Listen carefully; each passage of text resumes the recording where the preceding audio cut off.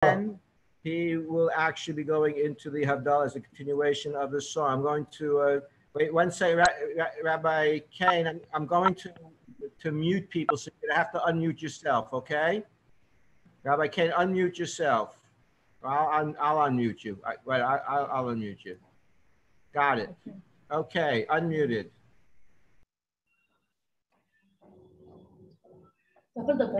בבקשה. מתחילים, אוקיי. We're going to start with the saxophone.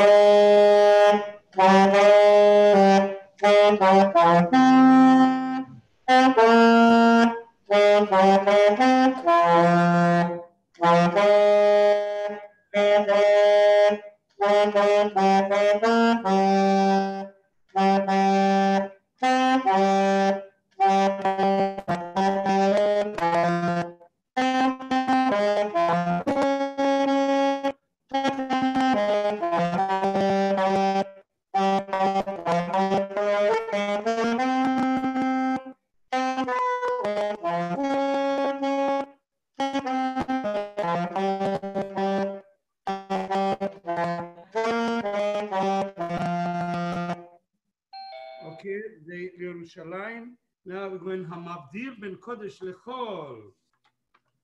Eliyahu Navi.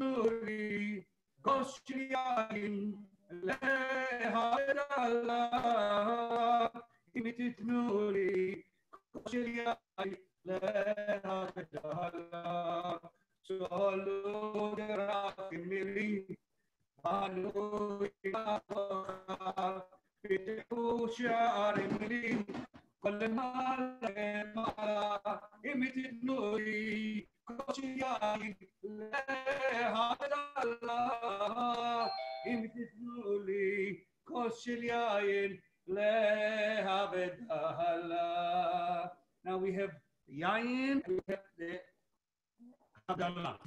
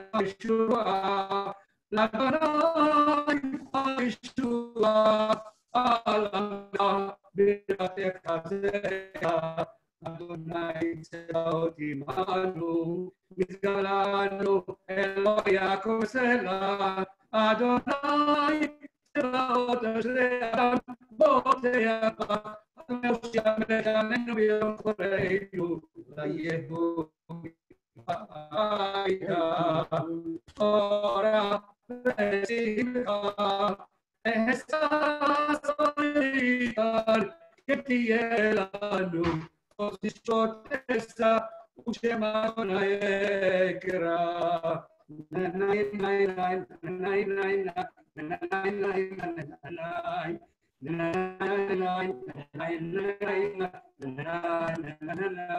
Baruch atah Adonai Eloheinu melech haolam boreh pri hagafen.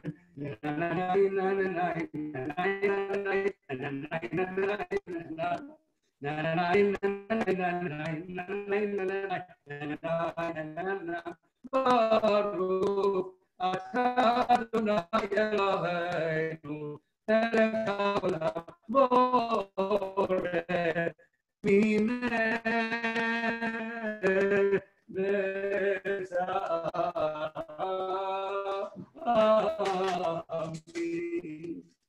Amen. Amen.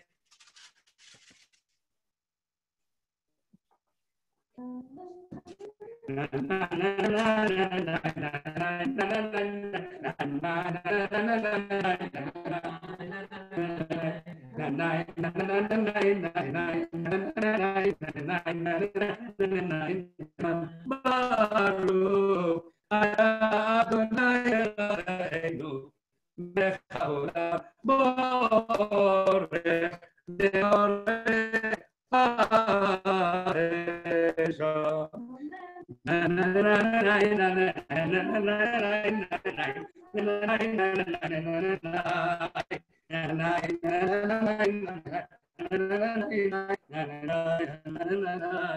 Baruch Adonai Eloheinu melech haolam המבדיל בין קודש לכל בין אור לחושך בין ישראל אל העמים בין יום אבי לששת ימי עשה. ברוך אתה אדוני המבדיל בין קודש לכל.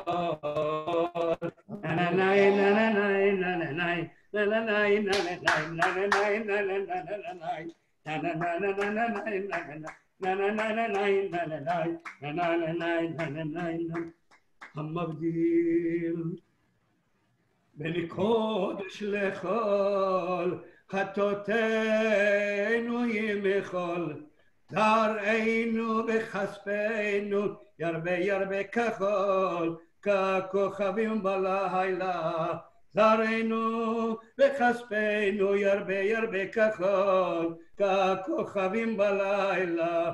אליהו הנביא אליהו התשבי אליהו אליהו אליהו הגלעדי במהרה יבוא אלינו עם משיח בן דוד במהרה יבוא אלינו עם משיח בן דוד.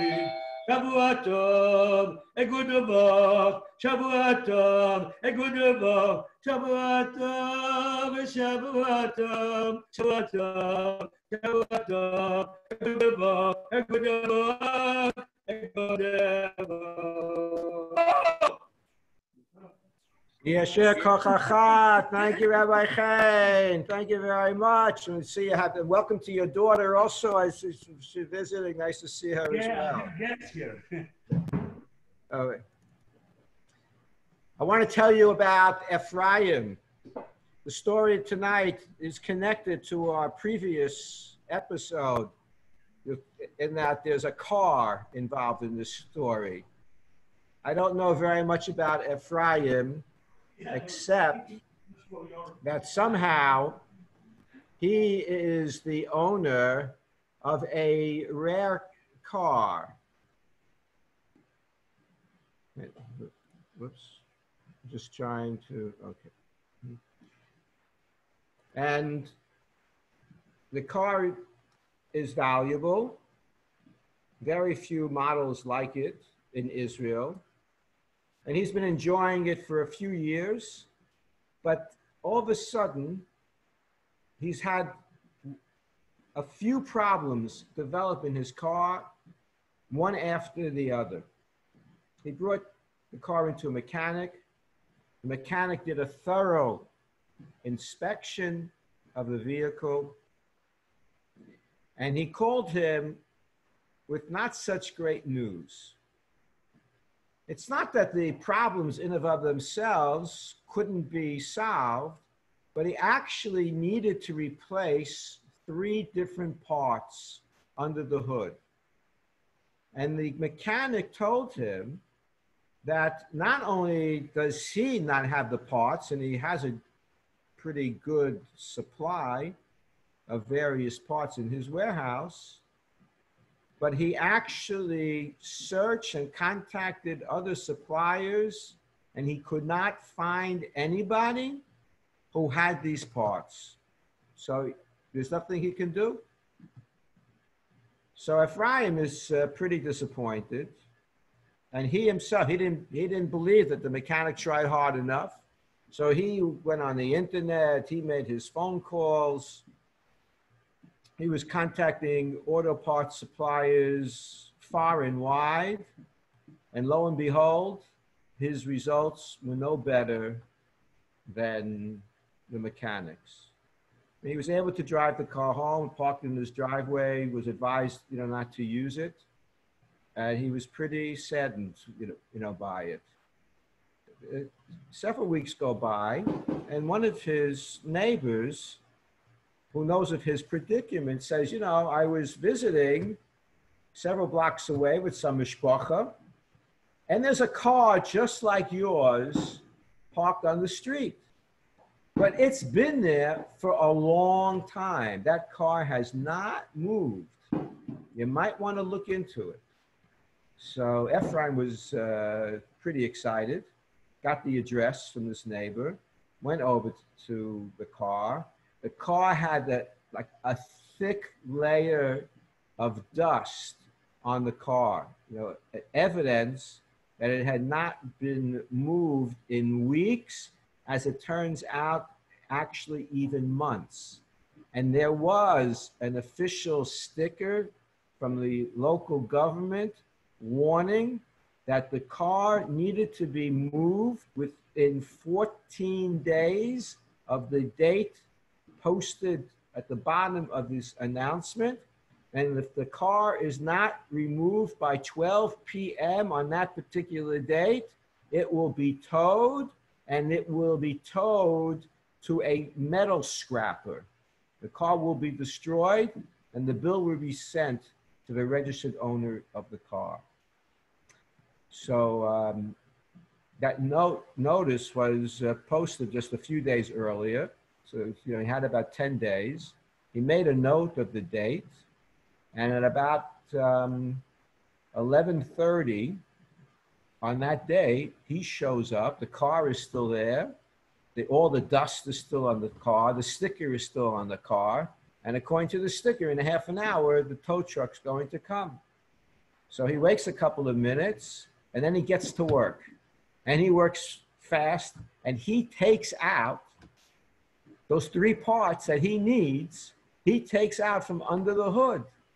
He finishes just a couple of minutes before 12, and he's in whatever vehicle he took to get there. And he's hanging around for a couple of minutes, and lo and behold, while he's still there, the tow truck comes and takes the car away. Well, the owner of the car, we'll call him Shimon, the owner of the car comes home. He's been overseas for 3 months, and he left his car on the street in a parking spot. What does he know? He gets home, he sees his car is missing. He's having a fit. And his neighbors tell him it was towed. And this is already becoming a topic of discussion in the community. What do you mean towed? What's wrong? The signs doesn't say anything here. What do you mean towed? So his neighbor told him it was deemed to be an abandoned car. There was a note placed on. None of us had keys for the car. We didn't know how to get in touch with you. And they towed the car. He says, but you know what else? But before they towed the car, a fellow came over and he took some parts out of your car. And all the neighbors start talking about this a little bit. And one neighbor says, yeah, I know it. I know where that guy lives. He's familiar to me. He didn't have all the details. He didn't have contact information. But he gave Ephraim enough information that he gave Shimon enough information about Ephraim that Shimon was able to locate Ephraim. And he says to him, you know, I understand you took 3 parts out of my car. I expect you to either give them back to me. He already knows they're rare. Either give them back to me or pay me for them. What do you mean? Neither one is justified. Your car was destined to be towed and dismantled and scrapped, and you weren't there. That's it. It's like Hefker. Ownerless property marked for destruction. That was like free grabs. He says, I don't accept that. You owe me money. So they went to Rav Silverstein and asked him the din, asked him what the law should be. So Rav Silverstein cited a few words, a pasuk, from the story of Noach and the Mabul. Before the Mabul started, Noach was commanded, he already had the ark ready. And he was commanded about the animals. And God tells him, you know, you have to feed the animals. You're going to have to feed them while they're on the teva, on the ark. And it says,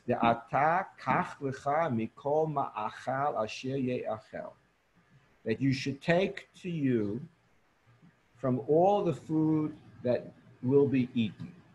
You know, different animals had different diets. Noah had to make sure they would all be cared for. So when you look at this phrase, that's the first, the pasuk continues, you should gather it to you, and it'll be for you and for them, for food. You'll have food, and the animals will have food. The beginning of that pasuk is, you take for you. Because in the Hebrew word kach, which is a command, means you take. So you don't really have to repeat lecha, for you. You know, it's in a plain meaning, if you want to say you take, you just say kach. That one little word means you take. So why did Hashem tell Moshe kach lecha, you take for you? So the Kli Yakar raises this question, quoted by Rav Silverstein, and says it's parallel to like by Lulav and Esrog. We know that in Israel on the first day and outside of Israel on the first and second day, because the second day is considered like a first day, that the Torah tells us, Ulakachtem lachem bayom harishon, that you should take for you on the first day, and goes on to discuss the mitzvah of Lulav, Esrog, Hadassim, Aravos. And we learn out from the word lachem. It's, again, you have ulakachtem, and you shall take. Why does it add the word lachem? It already said in that one word, ulakachtem, that you shall take. It says it adds lachem to you. We learn from that a person on the first day in Israel or outside Israel on the first 2 days must own the lulav and esrog, etc. The 4 minim. You can't borrow it. During Chol HaMoed, you can borrow a lulav and esrog from somebody and make the bracha on it. But on the first 2 days, chutz la'aretz, in diaspora, it has to be lachem, it has to be for you. So too says Hashem to Noach. Now Noach, you know that the whole world is going to be destroyed except for you and what's in the teva and the fish in the water.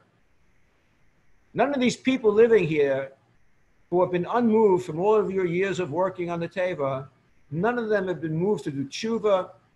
They're not making preparations. They didn't ask you to be in the ark. they're going to be destroyed or the property is being destroyed. But even though it's going to all be destroyed, you cannot take from their property. If they own it, it's theirs. You have to take food, lecha, that you have a right to. So it's either food that you have in your possession or food that's growing in ownerless lands or food that you buy, but you have to make it yours. You can't take it from those people, even though they will never live to eat most of the food that they have in their possession. And Rav Silberstein said, same thing here. That car was still owned, at least until the moment it was hooked up to the tow truck, it was still owned by Shimon.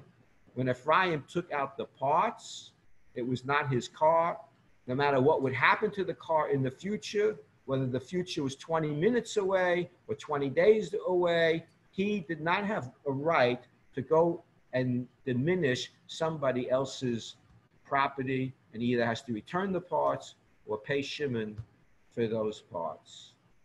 We're very careful about respecting the property rights of others. And as we're taught in Pirkei Avot, Yehi mamon chavecha chaviv alach kishalach, that the property of others has to be as cherished to you as you cherish your own. And of course, property is not the most important thing in the world, but respecting property is. We really learned that the fate of the Dor HaMabul, the generation of the flood, was really sealed because of Hamas, of penny thievery, which did not recognize people's right and actually depleted people's property in a way that they couldn't be compensated for. So we are very careful about that. And the big value that we're careful about is also life. Lo ta'amod adam re'echa, we don't stand idly by when somebody's in danger. We have to protect our lives. And certainly those are issues, and that last one about protecting lives, our own life and the lives of others, very serious matters today. And we hope we will all be successful. I wish you all a Shavua Tov. I'm unmuting all those who want to be unmuted. Have allowed me to unmute you, but those of you who are still muted, it's up to you to unmute yourselves if you want to. Unmute yourself. Nice to see you all. Okay, talk. Shavua Tov, what? Happy 4th of You did it great.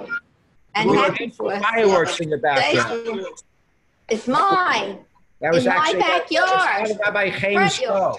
It's Brooklyn. It's Brooklyn. You hear it? Oh, okay.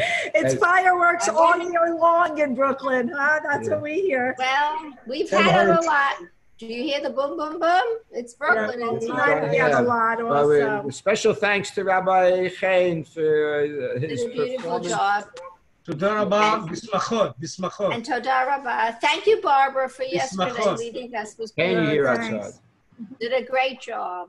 Hello to the friends. Hello, safe and well, a good week, a good, healthy, safe one. Amen.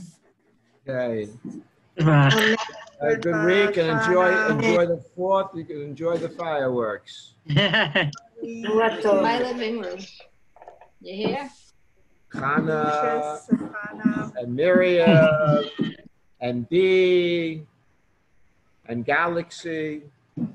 I get to do the firework from my Leah, home. Mark. I think I'll On my You're boat. away in Florida. Oh, who is Galaxy? Who is Galaxy? You see the green box? That's me. no. Green box is the microphone that's picking There's up. a lot of mysteries out there in the galaxies. All right. All right. Okay, take care. Okay, Lahitra. Right. What? You take it to the. Thanks again, Take it Rabbi to Chaim. the.